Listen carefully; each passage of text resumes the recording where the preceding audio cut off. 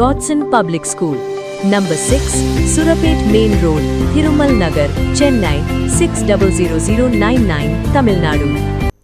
திருவாரூர் மாவட்டம் காடுவெட்டி பகுதியில் உள்ள டாஸ்மாக் மதுபான கடையை அகற்ற கோரி பொதுமக்கள் ஆர்ப்பாட்டத்தில் ஈடுபட்டனர்.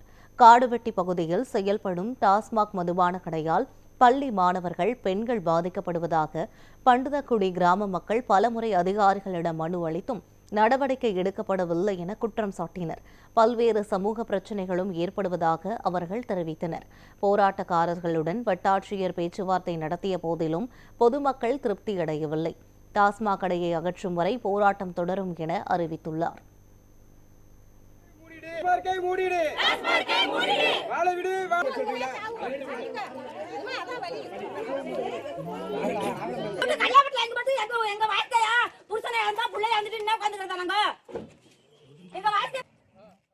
நடவடிக்கை எடுத்தாகணும். இந்த கடையை மூடி ஆகணும்.